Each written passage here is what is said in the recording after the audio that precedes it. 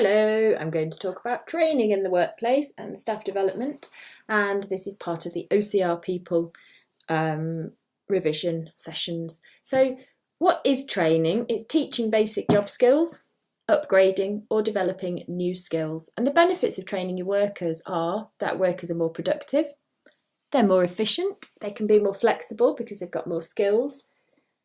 Customer service and products will be better quality, so customer service will be improved, and staff will feel more motivated and feel valued by the business and not likely to leave, hopefully. However, training costs time and money. Trained employees might leave and then you've paid for all that training and they've gone, and the training needs to be good quality, otherwise it's a bit of a waste of time.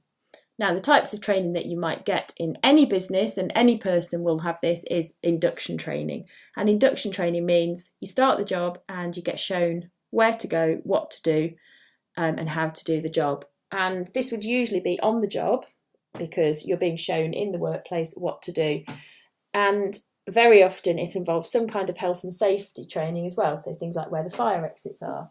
And this is very important because businesses have to make sure the working environment is safe. It'll make the workers feel safer as well and feel better at work.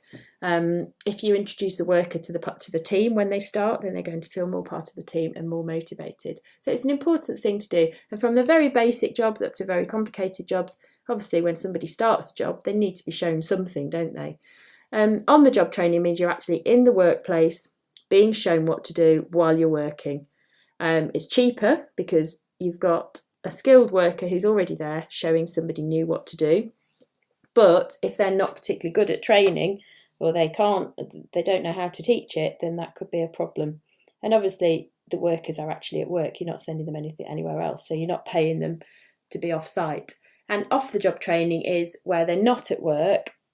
They're not actually on the job doing the job, but they might be in a different part of the building. So you might get a load of employees together and bring somebody in from the outside to talk to them about customer service, or you might send the employee off to college, and that's off the job training, which is obviously more expensive, but it could bring new ideas back to the business. And obviously you're getting specialist tuition at college, or if you pay somebody to come in and do it, so the standard of training may be higher. You get two types of qualifications. Vocational qualifications are where you're learning a specific job like hairdressing or plumbing. Usually you learn on the job, but do have some time maybe out at college as well. And then academic qualifications, as they're called, are things like GCSEs, degrees, A-levels, and they're classroom based and they're more general, so they're not necessarily preparing you for a specific job. Now, if your organisation is a good one, very often they will have a system in place called staff development. And this means that they look at the training needs of members of staff and they develop them over time. So they don't just say, right, you started the job, that's where you're staying for the rest of your career, off you go. They'll say, well, how can we change your skills? How can we improve your skills? How can we move you up within our organisation?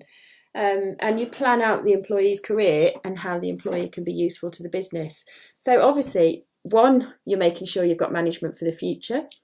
You're developing the long-term potential of workers. So you're saying, okay, you're really good in that role now, but in the future, you could help this business by being in that role. Let's see how we can train you. It will make workers feel motivated and loyal to the company, hopefully, and improve their skills. So you make sure you've got good quality products. You're competitive and productive, words that we will look at when we do about production. However, if you're having to train lots of employees, obviously it's costing a lot of money, so it's expensive. If the worker needs to be away from work, then they're not working in the business. And if the worker leaves, then the costs have been wasted. So that's a little bit of a downside, I would say, wouldn't you? Now, there's another type of training that you need to know about, and that's apprenticeships. And apprenticeships are often long-term programs over 2 to 3 years. You get a formal qualification at the end. You can do different levels of them. Some of them are quite high level, A-level and degree equivalent. And your mixture of on-the-job training and going out to college, and things like engineering, hairdressing.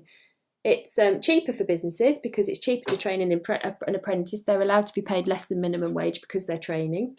Sometimes you get some government support to help with paying the apprentice. If you're training an apprentice for your business, then what they're learning is specific to what your business needs. You can train apprentices for exactly the roles you need in that business.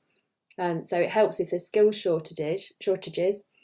It improves staff retention, because if you've looked after somebody and trained them and made them suitable for a good career, then they feel loyal towards the business and the apprentice is working and learning.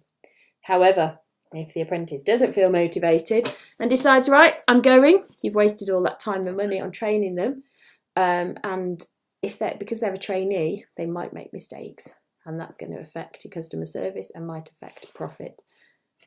Thank you very much. Goodbye for now.